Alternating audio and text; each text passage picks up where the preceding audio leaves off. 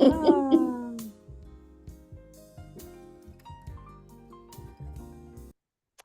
Okay, so welcome to another Colossal conversation. I am your host, Shireen Radigan. I'm the founder of Colossal Academy and Colossal Academy Online.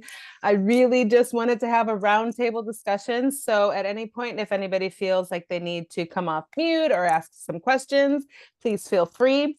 I'm a homeschooling mama slash microschool mama slash public school mama. It's really about finding the right environment that really works for your child. And, one thing that we do is we have a micro school. We also have an online school. We know that we need to be able to reach students all over the place. So I asked a friend of mine who is a beacon of light for me if she would share herself with our community and the beautiful work. So I'm gonna try to do. There's no justice I could give as an intro, but I will. I'm going to introduce you a little bit, Mrs. Jobson. So this is Nicole Jobson. She has over 2 decades of experience advocating for students in various settings. She founded and directed a private school that worked with students with special needs. She's homeschooled for 20 years and for the past decade provided independent college and graduate school guidance. Nicole is an expert in science and engineering education, having guided hundreds of STEAM students to prestigious colleges nationwide, with a focus on leveraging student strengths. Her experience as a parent of STEM professionals, and I'm going to get into that in a little bit, and her consulting work have given her valuable insight into prepping students for success in STEM disciplines. I'm so honored and blessed to have you with us today. Please introduce yourself some more. Tell us, give us all your receipts, everything you do.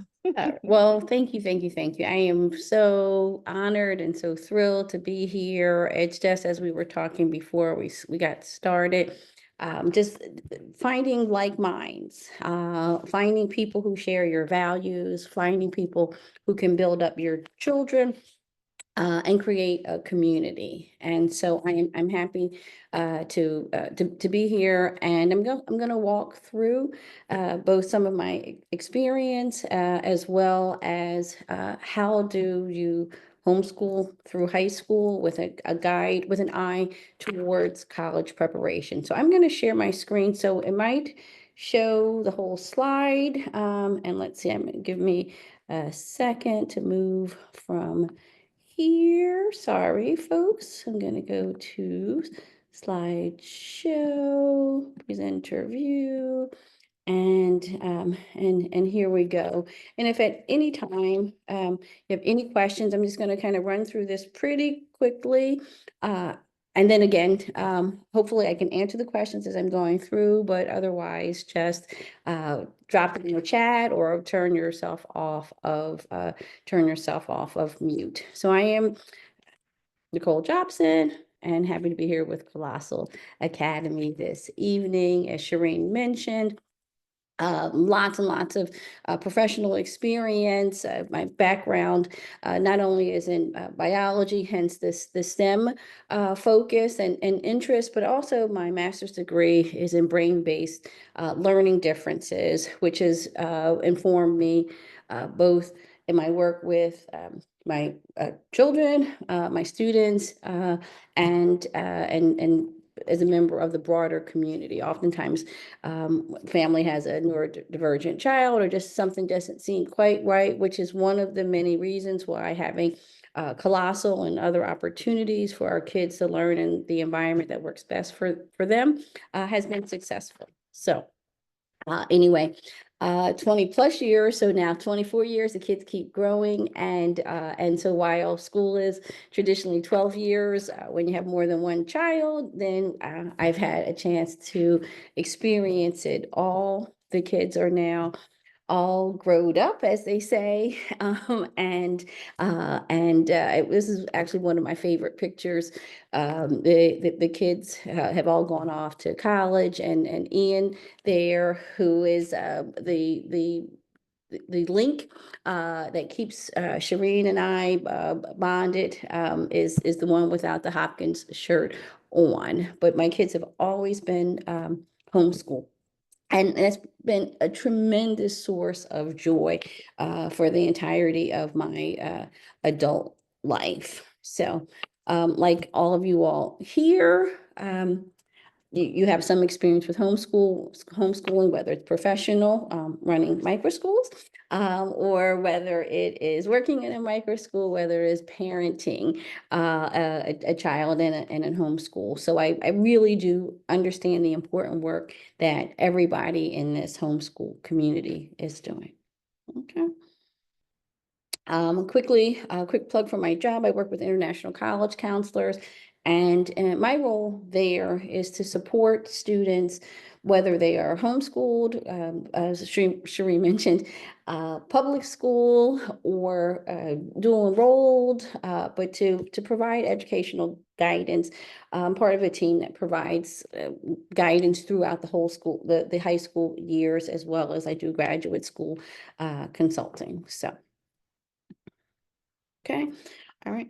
One of the most important pieces I have found when talking about families of homeschool children, right, is that we all face the same sort of parenting challenges that all parents face. How to navigate sibling rivalry, how to navigate chores and life skills. But when we are homeschooling our children with a plan for college, right, there's the additional responsibility of being the teacher, the principal, the chauffeur, the cook, and then now you have to be the school counselor.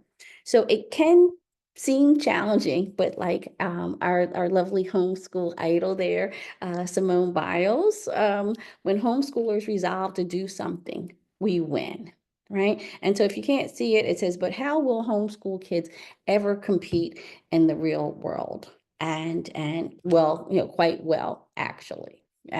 So anyway, so part of what I do is reduce the stress of the unknown, help you understand the homeschool high school process. I've done it. I've worked with lots of families who've also done it. I've worked with lots of micro schools. I've also even provided some guidance to colleges and universities and how to evaluate homeschool students, because homeschoolers, for every homeschooler, there's a different way. So anyway, so I help the families understand what the homeschool high school process looks like, create a specialized college plan, and then sort of help you walk through these steps. Okay, so what should I know? Right. So I frequently advise families wishing to explore this process, especially as they get to high school. So when the kids are in kindergarten or 5 or 6 years old, they're cute and they're fun, and a lot of families are quite comfortable and confident that they can do it. But as they get to the middle school years, as Shireen and I were talking about, all of a sudden the hormones come into play. Sometimes families, you're working and there may not be as much time. It becomes slightly more complicated.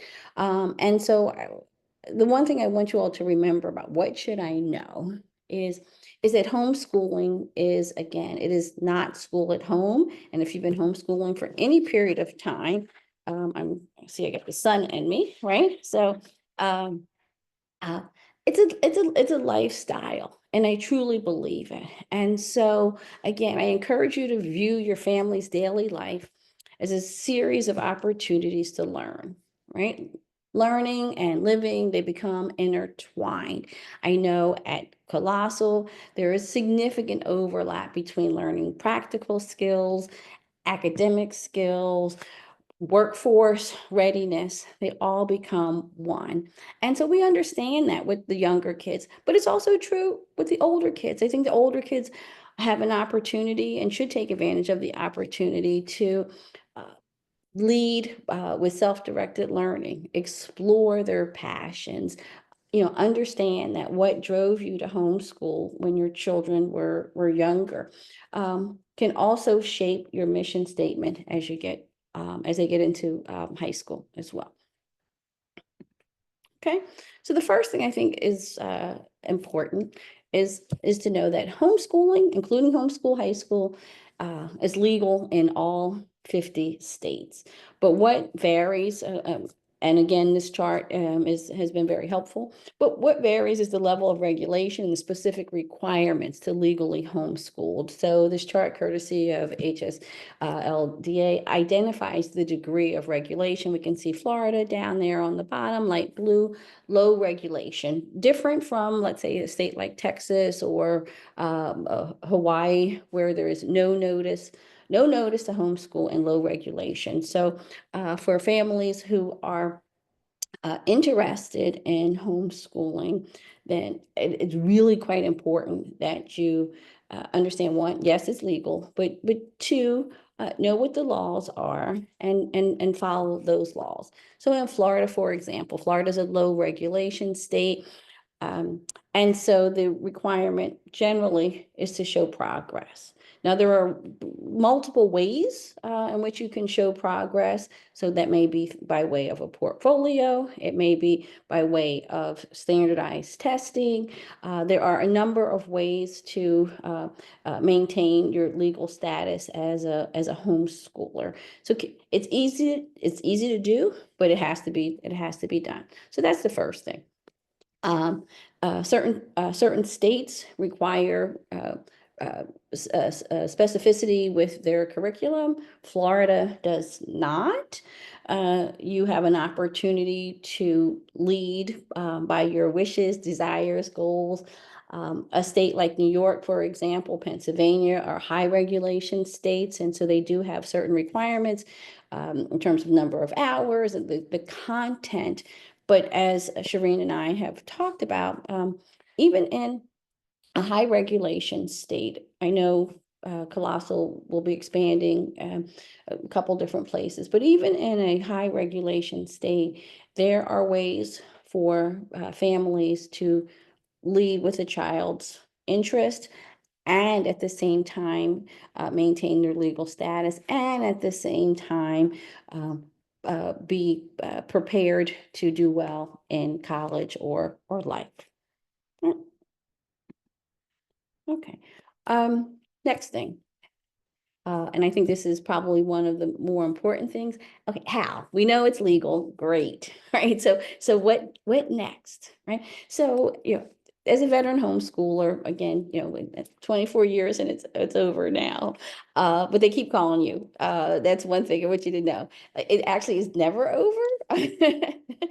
In fact, I have a meeting with Ian tonight to go over course planning for next year, and he's so it never ends. Parenting never ends, and you get a chance to feed your soul, or feed my soul, when they still want you to help them with some things. So but anyway, I encourage you to view your family's daily life as a series of opportunities to learn, and your family's relationship, to me, is of highest priority.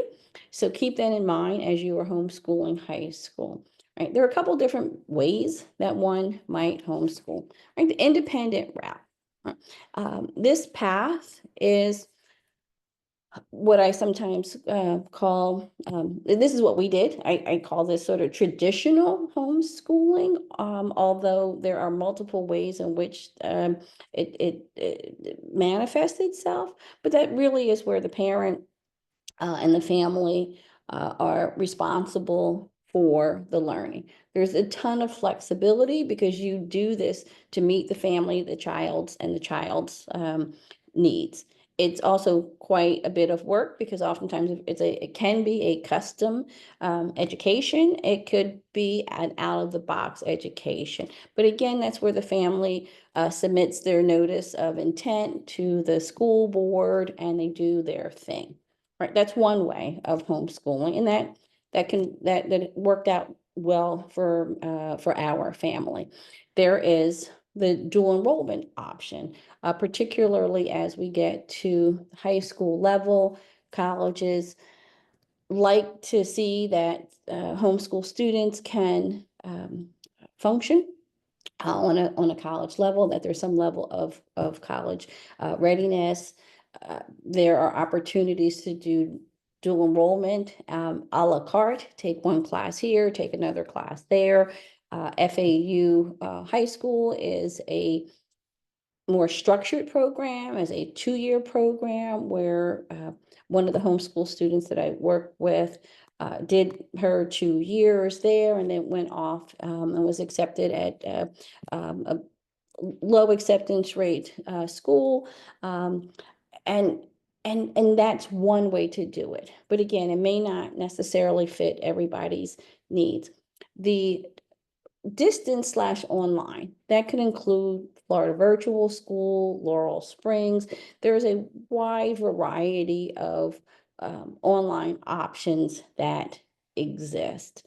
But what I really wanted to focus on is the micro school aspect, because for me, I have found that gives the child and the family the most um, uh, the best experience, because you have opportunities to collaborate with other students while there is a high level of customization, a high level of figuring out how does this individual one child's needs meet their needs within a community. So consider all of these different options and understand that there is no one right way to do homeschool in high school, but that there are a tremendous number of options, and homeschooling, as I am sure you've heard, is becoming increasingly popular. After COVID, lots of families decided that it was a great opportunity. They actually liked their kids and didn't mind spending time with them. Other families realized, okay, this is just one option that might work for one of my children. I have friends who have kids both in school, traditional school, as well as homeschooling. So much like the middle school years, high school provides an opportunity for you to meet your child's needs. Again, every homeschool looks different, but these are some of the more common ways in which people homeschool, the methods of homeschooling. Okay, so now, again, not everybody is going to college. I certainly understand that piece, but I really wanted to focus the latter part of this presentation and this Q&A on how, if your child is homeschooled through high school, are they going to get into a good college? Are they going to be ready? How do they navigate going from a one-room schoolhouse to a UF with 50,000 students? How does a child who at one point, Shireen had a farm school, how do they go from collards and callaloo in the field to some of this high-tech application of doing artificial intelligence and learning the world of the future? And I am here to say that it absolutely can be done, because that example that I just gave was my son Ian, who did work when at the farm school and who is now doing some of the highest technology in the country. So I am here to say it works. But more broadly speaking, what are colleges looking for, and what is the most important? I'm gonna ask. Does anybody have a sense of, for those students who are interested in pursuing college past homeschool, what might be the most important component? Anybody know? Can I take a guess? Yes, please. I mean, this is a total guess. You're on the other end of it. So, single most important component of homeschool high school students' application. I'm not going to go with credits. I think that's important, but I'm going to say, well, I would like to think that it's real world skills. That's what I'm going to go with. Okay. That's my guess. Okay. All right. It looks like, do we have somebody in the chat? I'm afraid if I hit the chat, then I'm going to lose my It screen. says So, in the chat that they are still participating in well-rounded activities yes. and experiences. Yes. Well, exactly. And I am going to say yes. Those absolutely are the most important part of a student's application. But how do we make the colleges know that, right? And that is through their transcript. And I am here to tell you that homeschool transcript is so important in our house. That transcript is like a yearbook. And that in our home, that transcript is a reminder of communities that we are a part of. That transcript is so invaluable, and not just as a function of how to get into college, but as a function to say, we lived in the real world. We didn't do a lot of, it depends on the child, but we didn't do a lot of structured classes. And so that when we look at that transcript and we see World War II as a class, what does that mean? In our house, that World War II was a study of Tuskegee Airmen, and that's what that meant.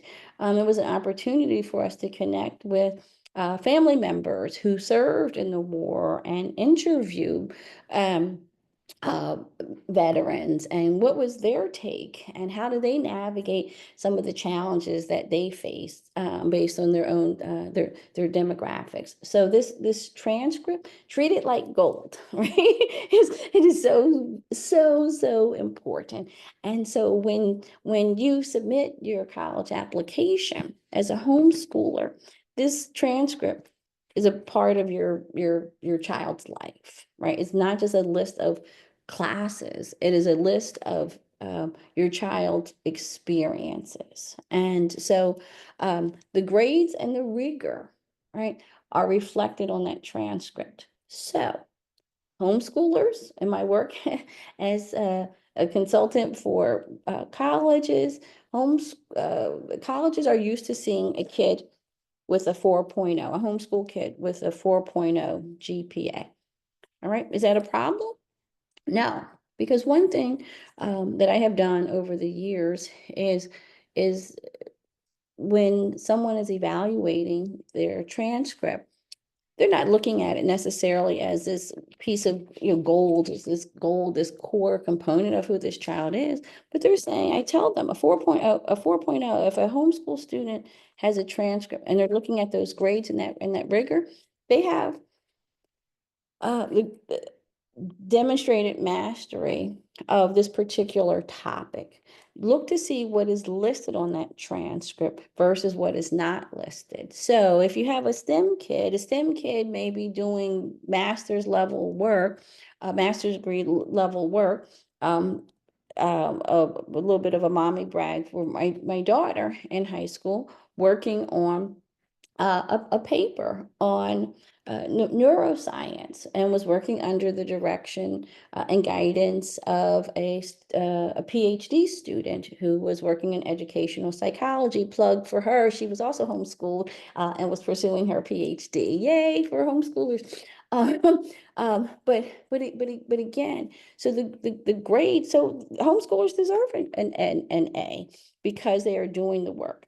Now, doesn't mean everybody's an expert in everything, and so that's not going to be reflected. If you are just terrible at creative writing, for example, then you're not going to take a creative writing class. You may instead take a technical writing class. And guess what?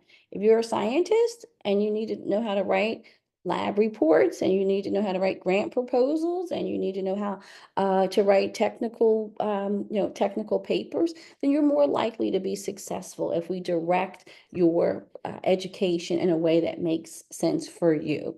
The rigor if your child, I know I'm not sure the age of the kids here, or the age of the children of the parents that are on this call. So I'll walk through some of this quickly. But I want you to know that use the power of flexibility that homeschooling offers.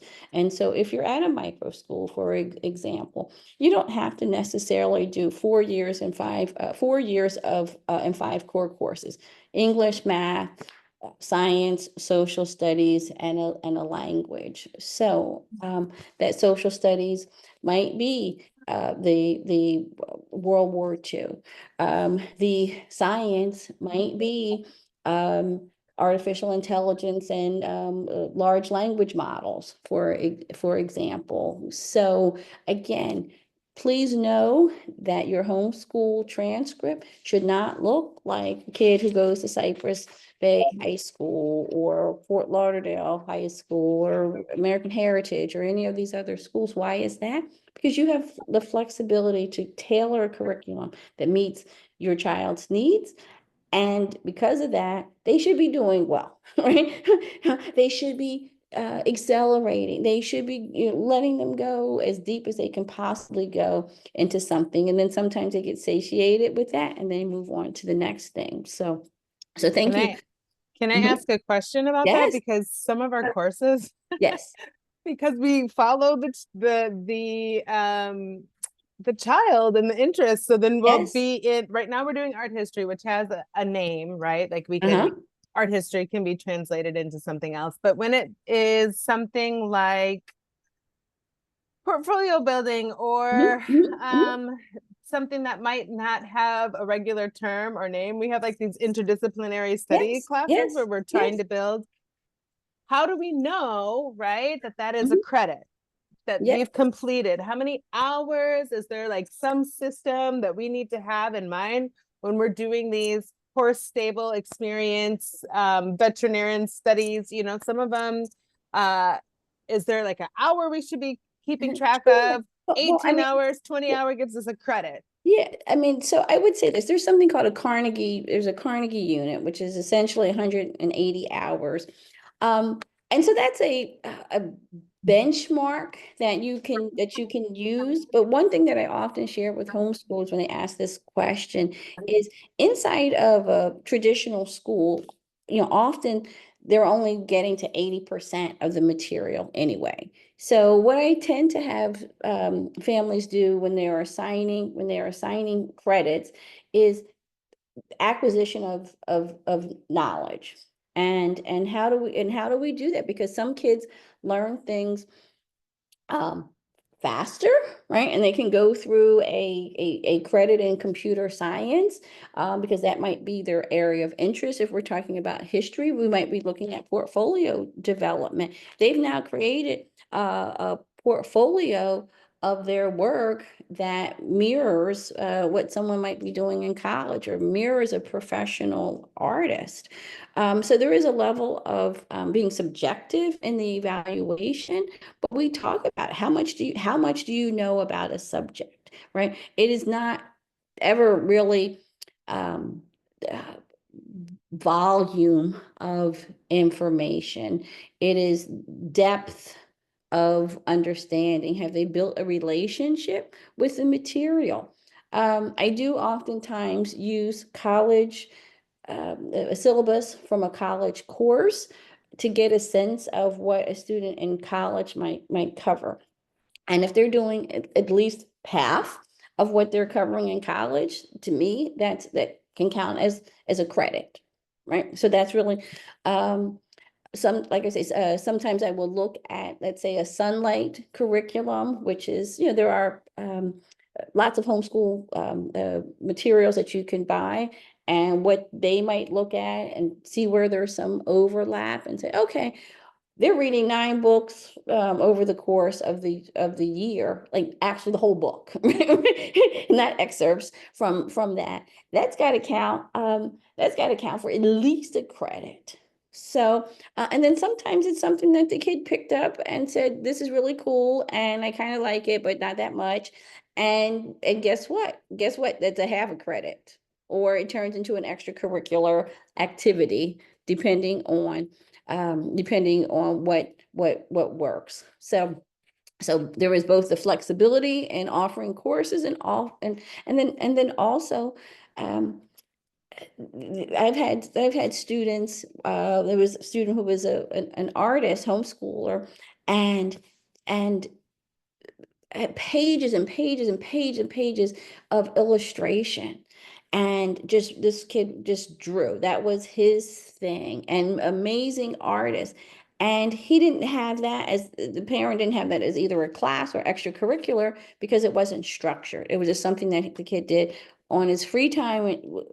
And I'm like, you have a whole portfolio. So I like to think about if this were a class in school, whether high school or college, what are they doing? Just because we want it to be familiar to people, right? And it needs to be fair and reasonable. So, oh, look, my word familiar came back up. So thank you. Some tips for transcripts. Keep the language familiar. Like Cherie mentioned, art history. Everybody has a sense of what art history means, but what happens inside of that course, there's going to be a lot of flexibility. You can have a English class, and I don't know if I have this on this slide or not. You can have an English class and you can decide that you're going to focus just on the works of Toni Morrison, for example. That is quite okay. But I like to try even interdisciplinary topics like history of science. Is that a history class? Is that a science class? And again, that's going to vary based on what actually happens inside of that course. But keep the names familiar to people who are reading this. You don't want to scare them. We don't want to scare them with something they have no idea what this means. Again, college admission officers are reading thousands, sometimes many, multiple thousands of applications. And if they have to stop and figure out what you mean, you're only doing your child a disservice. So keep it familiar. That's fine. They know what English means. They know what science and history means. They know all of that. Some families organize their transcripts by year. I put a sample transcript. I know it's a little bit hard to read, but I'm happy to help provide any insight and tips on that. Sometimes families organize by subject, sometimes organized by narrative. I had a student with whom I worked, a homeschool student who was a radical unschooler. So I probably didn't put that on my chart. That would fall under independent, but come radical, right? They just lived their whole life by doing everything. The child made decisions about what they were going to eat, what they're going to do. Okay. And then it came to me when they were ready for college. And I was a little nervous, I have to admit. And they produced a narrative transcript. When I tell you this student who has amazing set of parents, amazing child, has now graduated and doing amazing and wonderful things. And not that money is the end all be all, but making way more money than I am. So it works. It can work. And then make it official. There's nothing more than just stamping the word official on the document. So what else is important for homeschoolers to know? If you can't read that document, if you can't read that cartoon, it's somebody applying for a job, and it says, "Are all of these letters of recommendation from your mother?" Right? Right? So I just love that because I want to tell you, if you can't get your mother to love you, then you got bigger problems than trying to get into college. So right, so it is okay. But what else is important for homeschoolers to know?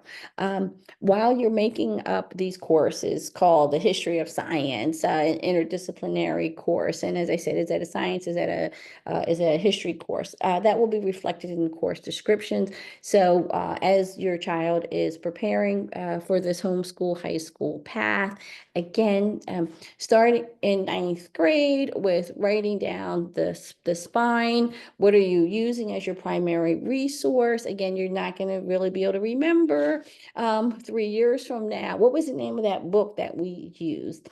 If you are using formative assessment, meaning the child is doing some form of self-directed learning, and you're not using a book and you're not using a curriculum. Maybe they are an artist or a painter, or maybe they're building with Arduinos. Again, just write down, because I share this not only for entrance to college, but some of the summer programs, particularly the more competitive programs, have certain requirements for homeschool students, and they just kind of want to get a sense, because they recognize that every homeschool is different. And so and it's true, right? It's true. So just write down what you did. That's all I want to, share with you. Be more specific. More specific is better than general. Again, use the flexibility that comes with being a homeschooler, and then provide some sense of how the student is evaluated. So again, maybe a student is writing papers. If your child is a poet, they have a book of poetry that maybe they published on Amazon, and now they've sold 100 copies. Like, that's one form of evaluation that's just different than taking a poetry test and let's circle all the, that lines that rhyme. Okay, I'm not a poet because I would probably know the form if I did the right word. So that's one form of evaluation.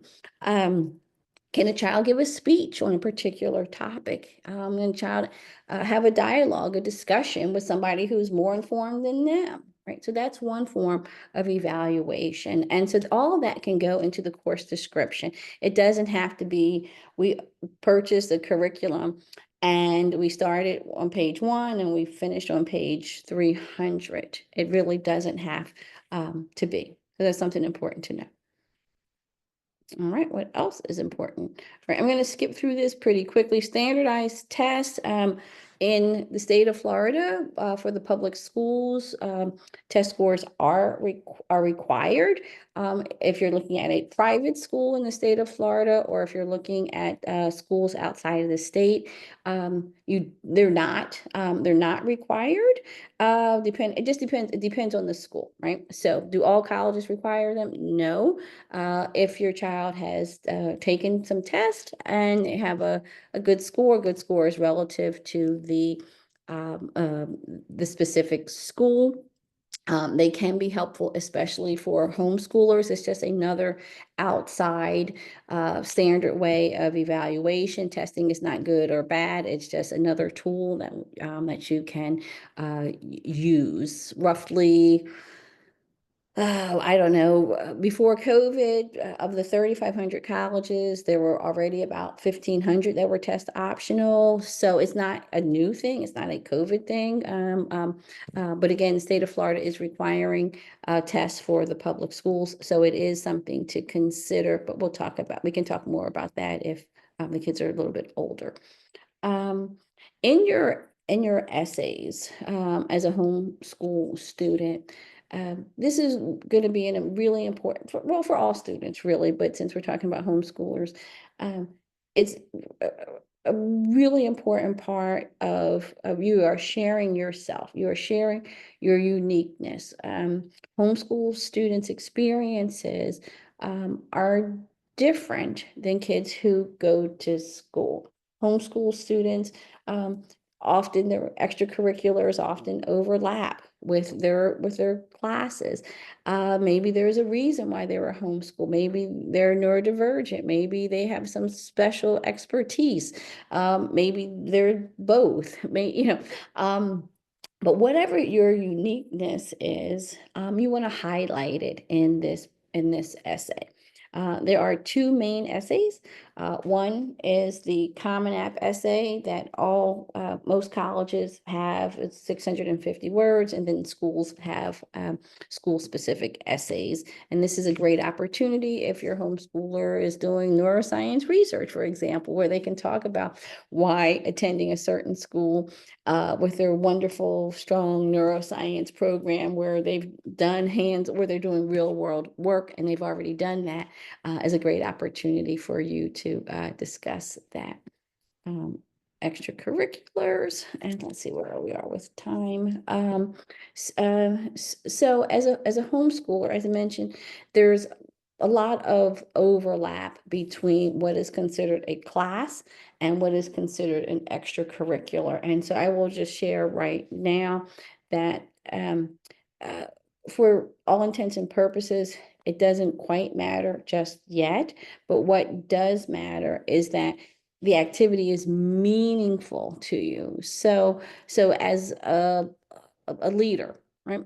Founder, president, captain, chair, coordinator. Okay, so you're probably not going to be in a school club. Now, maybe if you're at a micro school, there may be opportunities. Florida Virtual School has opportunities to be in school clubs. Maybe you captain of your soccer team in your community. But leader is not just a named position. It can be a leader. You lead an initiative. Maybe you volunteer at the library and you're on the teen board. But the engagement. So I want you to know, like, leader is not just the name leader. There can be also opportunities. Are you a self-starter, right? A lot of homeschoolers have lots of initiative because guess what? They sort of have to, right? If there's no club at your school because there's one kid in your school, maybe you can create your own business. Are your children creative? Do they write books and books and books of illustrations? Do they do neighborhood plays? Are they motivated? So this is an area where I think homeschoolers can really stand out because we have more time to do things that they care about. They have an opportunity to figure out again, I'm looking at self-starter, right? You want to do something, you go ahead and you do it. You don't have to see if they already have that club at my school. So keep that in mind. There's meaningful engagement. And again, there's no right activity. So whatever it is that your child is interested in, it's perfect, right? So as long as they love it, they're good. Creating your college list. And I'm going to stop for a second. Were there any questions about any of that? Because I know we're running short on time. So any questions? Nope. Okay. Okay. So after you've figured out what your method of homeschooling is for high school and you've examined uh, different approaches, whether you're using a micro school, you're doing the dual enrollment, you're doing self-directed learning. At some point, we begin to start thinking about how do we, if college is the right path for us. Building your college list starts with some self-reflection and identifying what's important to you. All right. Maybe you want to be a creative writer. Maybe you want to go into human factors engineering, right? So those are going to be some of those things. If you want to be an engineer, not every school has an engineering program, so that would be important. So you want to go into environmental studies or ocean studies, like being by the water can be really very helpful. So, and then what are your social values, right? Who are the kinds of kids that you want to spend the next 4 years with, right? Shireen and I talked about, our connection is not an academic connection, right? It just so happens that we both homeschool, but it's really about what are our values, and we care about our kids, right? And those are individual kids that live in our house and eat up all our food, as well as the community of kids, right? So that's important. So you want to look at that. What kind of career preparation is available? Are there, University of Chicago, for example, has someone to provides opportunities, a personalized counselor to kind of help you walk through getting that job that you want. What internship opportunities are available? What networking opportunities are available? Looking with a college again. Who are you? Are you more introverted? Where do you draw your energy from? Understanding, having some bit of self awareness. And so notice none of this is about the name of a school or the selectivity of the school, but rather just having a sense of who you are. And then when I work with kids, helping them identify what their needs are, and then how do we, we do not ever try to put a square peg into a round hole, all right? So when a kid begins to create their list, they start with that self-reflection piece, and then eventually begin to start looking at some of the more traditional things that we might look for. How much does it cost? Do they have a football program? How big is it? The reputation of the school, all of those things. But those things come, in my mind, are secondary to having a sense of self-awareness. Um, all right. And then again, once you have a list of 10 to 20 schools, how do you evaluate this college? We always make a joke with my group of friends about, can you homeschool college, right? I think what a lot of what a homeschool high school looks like mirrors what you're going to find in a college that's a right fit for your student. And so what is the approach? If we're looking at a school like a WPI, they have a field, a dedicated field that talks about a student's homeschool application right on the Common App. Why? Because so many kids who come from a homeschool environment where they are working on real world hands-on projects are looking for a right fit for them. And so they're going to go to a school. We have what's it? Florida Poly is another school. They are sort of modeled after WPI, Olin College up in right outside of Boston, where there's lots of this real world experience, practical building, making, doing. And so they are overrepresented with homeschoolers. Hampshire College, again, overrepresented because a lot of homeschoolers are doing these hands-on project-based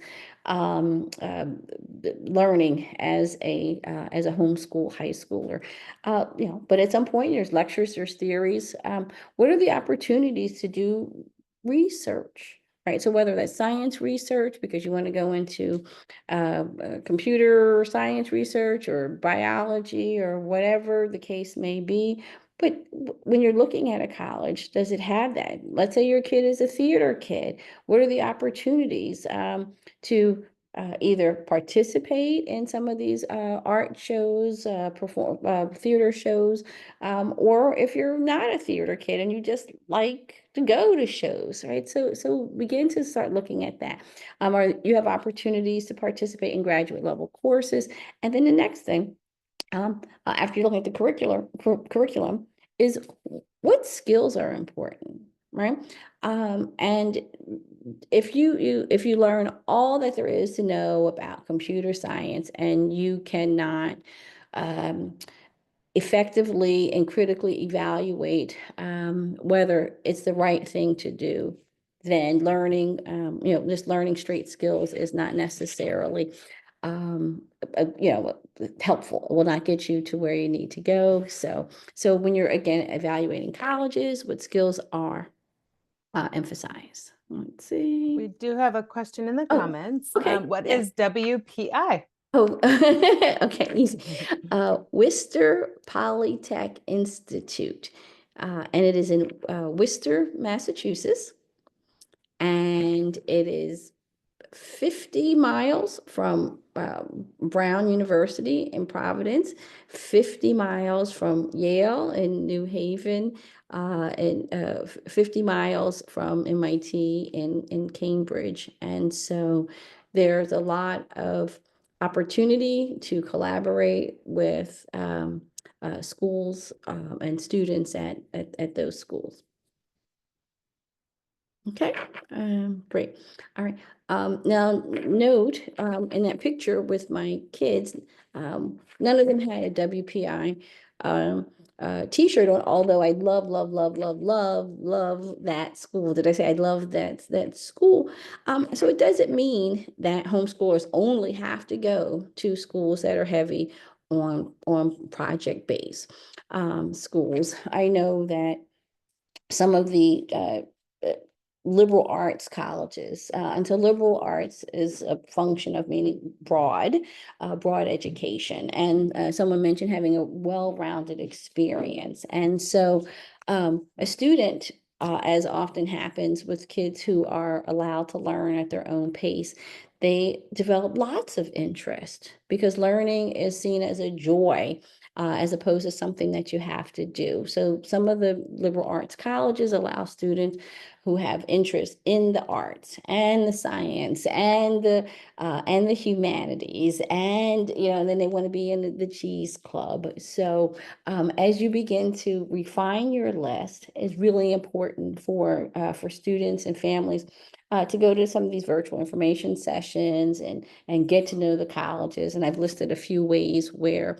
homeschoolers and their families can get some information as well.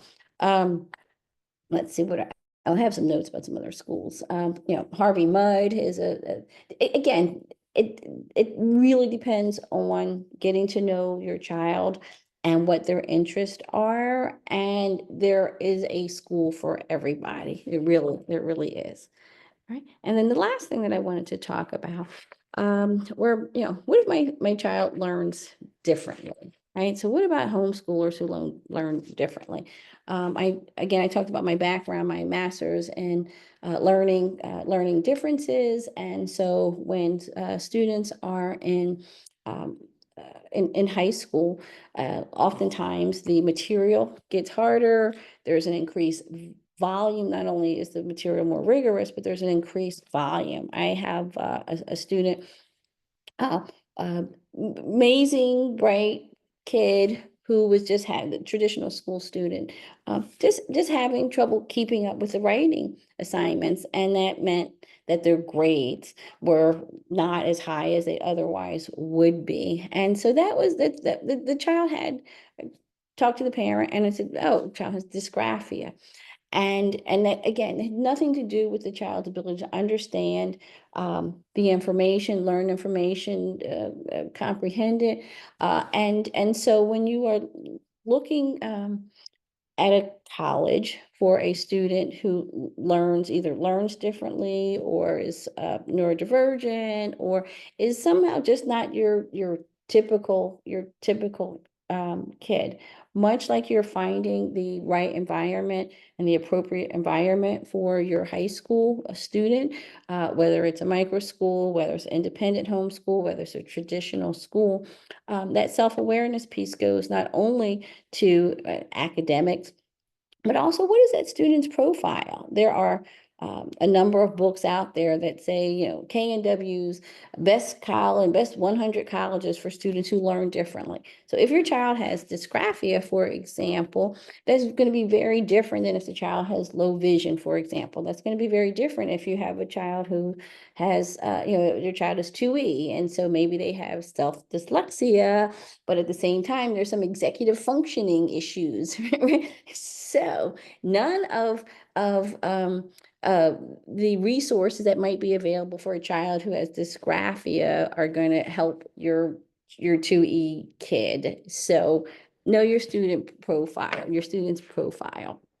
Um, um, Again, now this is less about homeschool high school, but rather because a lot of homeschoolers, for a number of reasons, just have a unique profile. So whatever that profile is, whatever the reason why a family decided to homeschool them, when we are looking at colleges, we can also make that same evaluation in terms of, where is my child going to thrive. So there are different programs. American University, for example, has a structured one-year program that has an extra fee that's attached to that provides weekly support for students, tutors, a mentor, and again, so when we're looking at the programs, how long are they? Whether there's a separate application for the program, is there professional staff that's running it, or just volunteer, that sort of thing. So there are ways to evaluate colleges, and specifically the resources that are available for neurodivergent students. All right. Now, once their child is in college, what are some things that you might want to do? The first thing you want to know is, if your child receives accommodations in high school, that the they're not necessarily guaranteed accommodations in college. And we can talk more about what that looks like for an individual child, but in high school, your accommodations are to ensure that the student is successful. Once you get to college, accommodations are to ensure that the student is on a level playing field. So there's overlap, and they are similar, but they are not the same. So that's one thing that you want to keep in mind. There are a variety of accommodations. I recommend that you ask for all that would be appropriate, even if your child is not using them. Oftentimes in a specialized homeschool setting, the child sitting at the front doesn't mean anything if there's 5 kids in the class, because everybody's sitting at the front. A class that is entirely discussion based, um, is a de facto accommodation, but it might not be called an accommodation. A child who has dysgraphia or other motor issues, it's an all discussion based homeschool course. You may not even recognize that there's a need for that. So anyway, so keep that in mind. There's different kinds of accommodations that we do naturally as a homeschooler, right? How do families pay for college? We cry, and cry some more. And that's what we do. There are some ways that we can get through this process. If you have any questions about how to afford college, I could certainly help you with that. But that's down the road. And sort of the final thoughts, determine your style of homeschool. Um, really allow your child to deepen their passion and demonstrate their passion. That's a key word: demonstrate.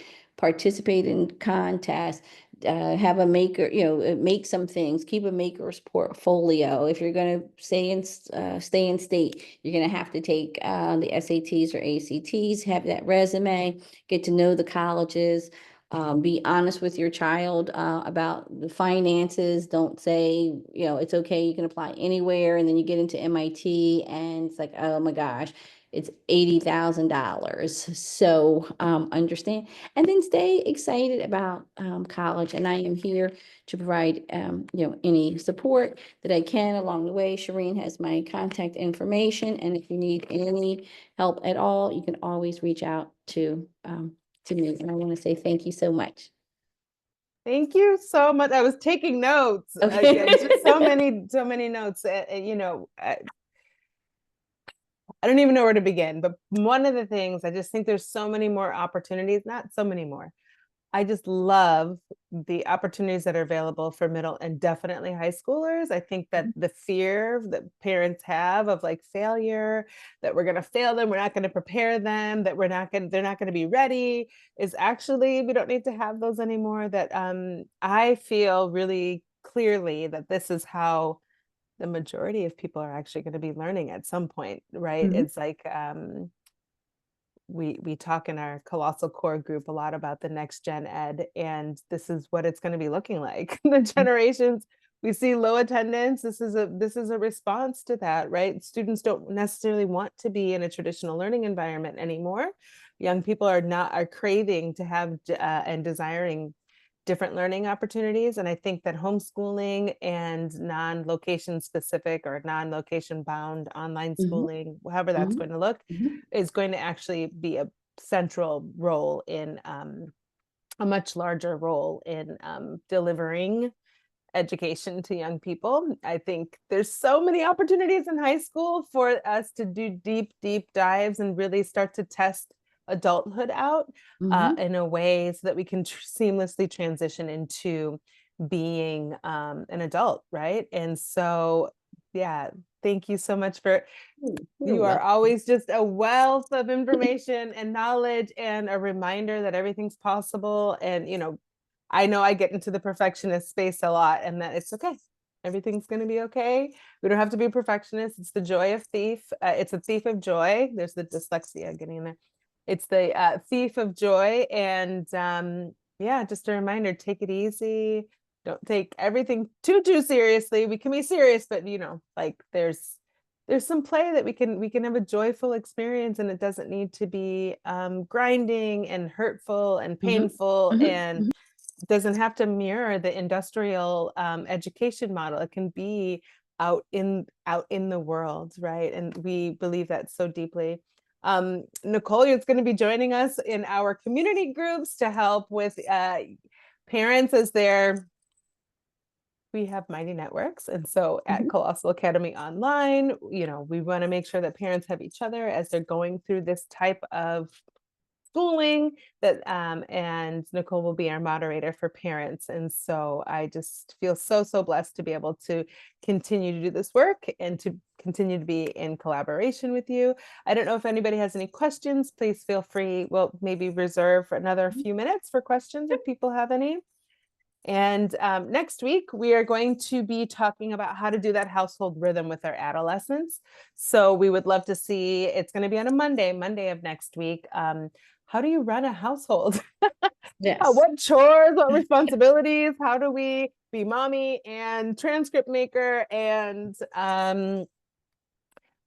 teacher and right, like, and be professional and do all of these things? And Alicia from Project Flourish will be coming and talking to us about the flow and the rhythm of that and how to juggle all of that. And so, but yeah, definitely come back next week so we can talk about the flow. And it translates to really any age, but I really love the adolescents.